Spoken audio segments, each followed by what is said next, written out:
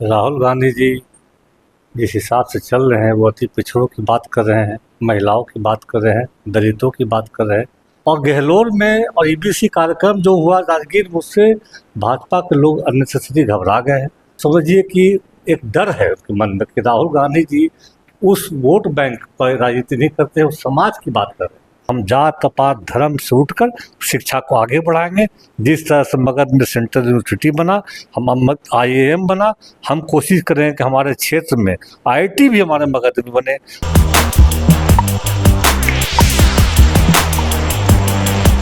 अभी मेरे साथ जो मौजूद हैं वो हैं वज्रगंज विधानसभा के प्रत्याशी श्री शशि शेखर सिंह। ये किसी नाम के मोहताज नहीं है। इनके बारे में बता देता हूँ कि इनके पिता श्री अवधेश कुमार सिंह जो हैं बिहार में मंत्री भी रह चुके हैं और 5 बार विधायक भी रह चुके हैं। एक्चुअली ये वज्रगंज विधानसभा से आते हैं। वज्रगंज विधानसभा जो है अपने वजूद में 2010 में आया, 2008 में आया और 2010 में पहला चुनाव वहाँ पे हुआ था। पहली बार चुनाव में वहाँ पे वीरेंद्र सिंह जीते थे, दूसरी बार में श्री अवधेश कुमार सिंह जीते थे और जो 2020 का जो चुनाव हुआ था उस टाइम भी श्री वीरेंद्र सिंह की जीत हुई थी। और ये कहा जाता है कि वज्रगंज विधानसभा के एक मिथक है कि जो कैंडिडेट एक बार जीत गया लगातार दूसरी बार जीत नहीं पाती है। तो नमस्कार, मैं हूं जावेद खान, आप देख रहे हैं वॉइस अप। आइए सर से कुछ सवाल करेंगे। सर, सबसे पहले तो आपका स्वागत है। धन्यवाद, आपका स्वागत है। सर, राहुल गांधी आए हुए थे कुछ दिन पहले दौरा करने और गहलोर घाट भी गए थे, जो पूरे दुनिया में देश में जो मौजूद है माउंटेन मैन के नाम के साथ। स्वर्गीय दशरथ मांझी के आवास पे भी गए, पैतृक गांव गए, वहाँ पे लोगों से मिले जुले। उनको इस तरीके से फील करा देना, इतने बड़े नेता, प्रतिपक्ष नेता हैं लोकसभा के, और उनको वज्रगंज की धरती पे लाना, इस चीज़ का सबसे बड़ा क्रेडिट आपको जाता है। आपको इस बारे में कैसा लगता है? देखिए, बहुत ही सौभाग्य की बात है जी कि हमारे सम्मान्य नेता प्रतिपक्ष राहुल गांधी जी हमारे वज्रगंज विधानसभा क्षेत्र को नज़दीक से देखते हुए गहलोर तक गए, राजगीर तक गए, और उनको भी एहसास हो गया होगा जब इस धरती से गुजरे कि उनकी कांग्रेस परिवार, उनका जो समर्थन में जो खड़ा था, जो उनको स्वागत में खड़ा था, मुझे लगता है कि वो जिस उम्मीद से गया है होंगे उस पर उनको सफलता मिली होगी। और उनके आने से हमारे कार्यकर्ताओं में बहुत उत्साह, चूँकि चुनाव नज़दीक है, सारे कार्यकर्ता जितने हैं बहुत उत्साहित हैं और बहुत ही अच्छा स्वागत उनका हुआ। लगातार हम लोग आपको SS कॉलोनी से लेकर शिखर मोड़, मनियारा, बुधगेरे, भिंडस मोड़, आपको भीमराव अम्बेडकर चौक, उसके बाद हम लोग मंझौली, नवादा, इतने जगह हज़ारों हज़ार की संख्या में कार्यकर्ता फूल माला के साथ तैयार थे, उनके स्वागत के लिए तैयार थे। तो हमें लगता है कि राहुल गांधी जी जिस सोच से गया कि धरती पर उनका आगमन हुआ होगा, जिस सोच से वो गहलोर गए होंगे, वहाँ भी हमारे अमेठी पंचायत के, बिछा पंचायत के तमाम कार्यकर्ता पूरा गर्मजोशी से उनका स्वागत किया। तो मुझे लगता है कांग्रेस पे एक नई ऊर्जा मिली है और आने वाला विधानसभा चुनाव में इसका काफ़ी असर पड़ेगा। सर, शिक्षा संवाद की बात अक्सर हमेशा कांग्रेस सरकार करती है, जबकि भारत के स्टूडेंट के लिए बड़ा दुर्भाग्यपूर्ण है कि जिस देश में शिक्षा की बात हो और जो देश, और खास करके बिहार, नालंदा में जहाँ पे वो आगमन हुआ था उनका, नालंदा पूरे दुनिया में आज 18वीं शताब्दी में जो है पूरे दुनिया में शिक्षा के लिए जाना जाता था। तो जिस देश में एक शिक्षा पर 18% टैक्स लगता हो और एक पिक्चर देखने पर, तो स्टूडेंट के लिए दुर्भाग्यपूर्ण है कि नहीं? देखिए, दुर्भाग्यपूर्ण तो बहुत मुद्दा है, अभी शुरू करेंगे तो लिस्ट बहुत लंबी हो जाएगी। लेकिन जब आप शिक्षा की बात कर रहे हैं तो आपको हम बता दें, कांग्रेस सरकार की ही देन है।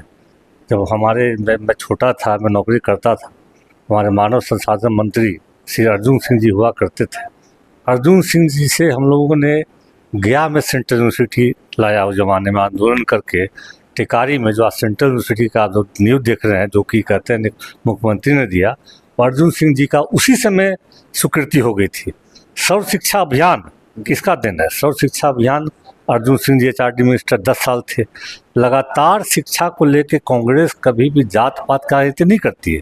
अब बिहार में क्या हो गया, धीरे धीरे देश में धर्म, अब बिहार में जात पात की राजनीति के चलते शिक्षा का अभाव, चूँकि हर वो नेता तो जीत के ऊपर जा रहा है, वो देख रहा है कि मैं जात की वजह से जीत रहा हूँ। जमात की बात अब कोई नहीं करता है। तो जहाँ जमात की बात नहीं होगी वहाँ शिक्षा की बात कहाँ होगी? अब शिक्षा में भी आप समझिए धर्म का उपयोग होने लगा है कि मदरसों को बैन करो, उसको बैन करो। अरे जो चल रहा है शिक्षा के, किसी भी धर्म का चल रहा हो, क्रिश्चियन का चल रहा हो, सिख की गुरुद्वारा में पढ़ाई चल रही है, मदरसा में चल रहा हो, उसको बंद न करें। आप नया कैसे खोलें?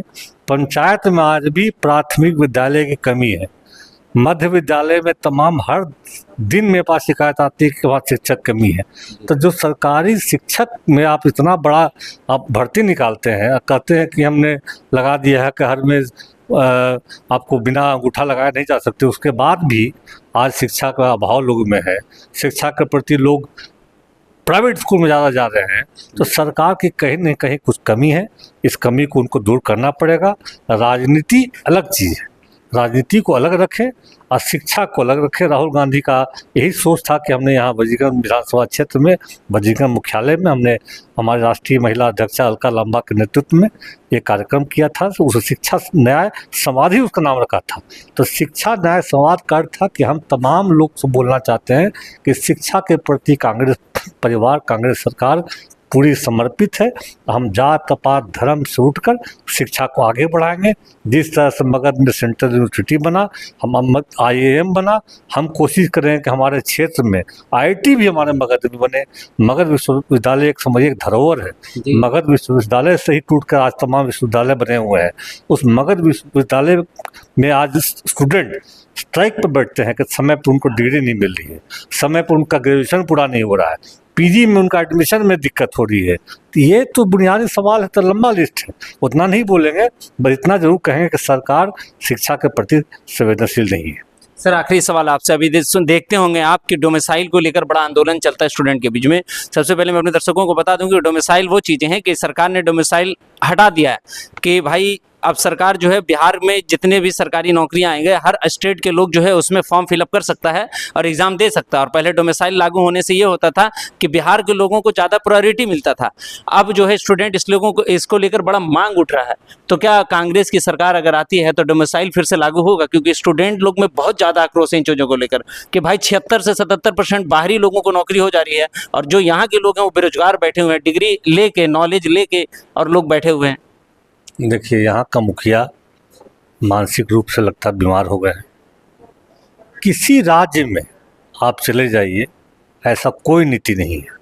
हर राज्य का अपना डोमिसाइल हक होता है। चाहे दिल्ली में अगर आप एडमिशन कराने जाए, वहाँ के इंजीनियरिंग कॉलेज में, DIT में, DUT में, दिल्ली यूनिवर्सिटी में, वहाँ पर डोमिसाइल लागू है। वहाँ के बच्चों का परसेंटेज तय है। बाहरी के लोग का कट ऑफ अलग है, वहाँ के लोग का कट ऑफ अलग है। ये बिल्कुल बिहार के साथ अन्याय है। ये किस सोच के तहत ऐसा कर रहे हैं? तो बिहार में खुद आप दिन भर हम लोग पलायन के लिए संघर्ष कर रहे हैं, पलायन करके लोग बाहर जा रहे हैं। तो बाहर क्यों जा रहे हैं? आपकी इन्हीं नीतियों की वजह से बाहर जा रहे हैं। आप कम से कम बिहार के लोग को पहले सुरक्षित रखिए। हम ये नहीं कहते हैं कि बाहरी लोग आके नौकरी यहाँ नहीं करें। UPSC होता है, BPSC होता है, हर एग्ज़ाम में सबका हक है देने का। लेकिन बिहार के लोग, बिहार के बच्चे जो बेचारे चाहते हैं नौकरी मिले, उनको डोमिसाइल काट के आप उनकी हक को आप छीन रहे हैं। पहले ही आरक्षण आप देख रहे हैं बिहार में क्या स्थिति है। आरक्षण में राहुल गांधी जी कर रहे कि जिसका हक, जिनकी जाति जितना हो उतना मिले, आरक्षण की सीमा तय नहीं हो। इन सब बातों के बाद आप डोमिसाइल लागू कर देंगे तो बिहार के साथ ही बहुत अन्याय है। मुझे लगता है कि बिल्कुल हमारी सरकार बनेगी तो हम महागठबंधन के तमाम नेता मिलकर संघर्ष करेंगे और इसको नीति को हटाएंगे। 2 दिन पहले राहुल जी का आगमन हुआ था गया के अंदर वजीरगंज विधानसभा में और होते हुए राजगीर गए थे।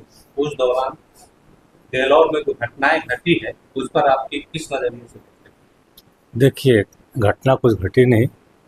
राहुल गांधी जी जिस हिसाब से चल रहे हैं वो अति पिछड़ों की बात कर रहे हैं, महिलाओं की बात कर रहे हैं, दलितों की बात कर रहे हैं, महादलितों की बात कर रहे हैं। वो राजगीर में EBC अति पिछड़ा का सम्मेलन में गए थे। वो दशरथ मांझी, बाबा दशरथ मांझी के यहाँ गए। दशरथ मांझी जी के यहाँ जाने क्रम में हमारे मानपुर होते हुए लगातार जो उनकी 10-12 जगह जो उनकी जो जनसभाएँ जो उनको वेलकम किया गया, उससे हतोत्साहित होकर और गहलोर में और EBC कार्यक्रम जो हुआ राजगीर में, उससे भाजपा के लोग अननेसेसरी घबरा गए हैं।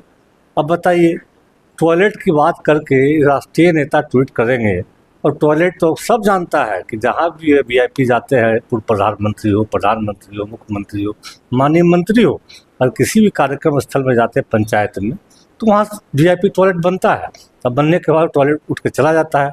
ये सब भाजपा का समझिए कि एक डर है उनके मन में कि राहुल गांधी जी उस वोट बैंक पर राजनीति नहीं करते, उस समाज की बात कर रहे हैं। भाजपा को डर है कि मांझी महादलित में है, मांझी जी आज जितन मांझी जी एनडीए में है, तो ऐसा ना कि मांझी समाज राहुल गांधी से प्रेरित होकर इसमें चला जाए। अति पिछड़े की बात राजगीर में हो रही है, उसका डर हो गया है। और वजीरगंज विधानसभा क्षेत्र में लगातार जो हर जगह जो भव्य उनका स्वागत हुआ, उससे भाजपा घबरा गई है और बिना सोचे समझे बयान दिया है। मैं इसका पूरा खंडन करता हूँ और हम लोग भी जाते हैं, हर जगह जाते हैं, देखते हैं। अभी माननीय मुखिया जी ने आपको बताया कि इन्होंने ही पहल करके जब भी इनके वीआईपी आता है कि कुछ सक्रिय होकर चाहते हैं कि भाई मेरे पंचायत में आ रहा है तो मेरा दायित्व है, चाहे किसी दल के नेता हो, किसी भी पद के नेता हो, अगर वीआईपी हैं वो आते हैं तो आने के क्रम में उनको कोई असुविधा न हो। उन्होंने एसडीएम साहब से बात करके, वीडियो साहब से बात करके वहाँ लगवाया और लगवाने के बाद इसका रोल ख़त्म हो जाता है। जब वीआईपी वहाँ चले जाते हैं, फिर अपने समाज के तमाम, तो इनके पास 10 काम में हर जगह जाते हैं, अपना देखते, पंचायत देख रहे थे और पंचायत देखने के क्रम में कौन लगाया, कौन अपना लेके चला गया, इनको तो पता भी नहीं। इनको तो मैंने पूछा तो इनको पता चला भाई भैया हम तो लगवाए थे, हमने तो बोला था कि हर समय लगवाते हैं। और ये अन्य सभी एक बॉन्डर करके भाजपा के लोग राहुल गांधी को बदनाम करने की साजिश रच रहे हैं।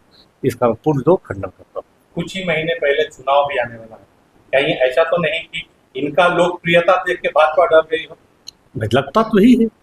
अगर एक छोटा सा टॉयलेट जो कि सब जानता है कि चलन टॉयलेट बनता है, उसको आप इतना बड़ा राष्ट्रीय मुद्दा बना दीजिए तो डर ही तो दिख रहा है आपका, ये भय ही तो दिख रहा है आपका। ये राहुल गांधी जी किसी वक्त भी कहीं भी चले जा रहे हैं, जनता के बीच पहुँच जा रहे हैं। गया महिला संवाद उन्होंने किया, वो जाति की बात ही नहीं कर रहे हैं, धर्म की बात ही नहीं कर रहे हैं, वो कर रहे हैं जिसकी जितनी आबादी उसको उतना हक मिलना चाहिए, जाति जनगणना की बात वो कर रहे हैं। समाज वो तबके जो कि पिछड़े हुए हैं, जिनके पास सरकारी सुविधाएं पहुंच नहीं हो, चाहे किसी वर्ग किसी जात के हो, उनकी बात कर रहे हैं। और राणा रणजीत जी किसी दल से जुड़े हुए नहीं है, ये समाज के प्रतिष्ठित मुखिया हैं। मुखिया पंचायत का मतलब क्या होता है, पंचायती राज का सबसे बेस्ट स्ट्रक्चर है और वहाँ से जुड़े हुए। तो इनके पास मैं अभी भी कह रहा हूँ, किसी दल के भी वीआईपी आते हैं, इनका ये कोशिश रहती है कि उनको कोई असुविधा ना, असुविधा के चलते वहाँ टॉयलेट बनता है कि वीआईपी को आया। महिला भी उसमें थी, हमारे राष्ट्रीय कार्यकारिणी की महिला भी वहाँ गई हुई थी उस कार्यक्रम में। किसी महिला को टॉयलेट जाना पड़े तो कहाँ जाएगा वो, किसी वीआईपी को जाना पड़े कहाँ जाएगा। तो प्रशासन भी इस बात को समझता है, लेकिन इसको तिल का ताड़ बना दिया गया। तो मैं इसका पूर्ण जोर से खंडन करता हूँ। मैं डॉक्टर शशि शेखर सिंह, प्रत्याशी महागठबंधन वजूद विधानसभा। चलिए, तो हमारे साथ थे, देख सकते हैं वजीरगंज विधानसभा के जो भावी उम्मीदवार हैं श्री शशि शेखर सिंह जी। तो वो कह रहे थे कि भाई डोमिसाइल जो है स्टूडेंट का एक हक है, उसको नहीं मारा जा सकता है, क्योंकि हर स्टेट का अपना अपना एक नीति है और स्टूडेंट को लेकर वहाँ की सरकार जो है फेवर रहती है। पर बिहार की सरकार को पता नहीं क्या हो गया है, स्टूडेंट धरना पे धरना दे रहे हैं और उनको जो है दिखाई नहीं दे रहा और सुनाई भी नहीं दे रहा है। नमस्कार, मैं हूँ जावेद खान, आप देख रहे थे वॉइस ऑफ जय हिंद जय बिहार।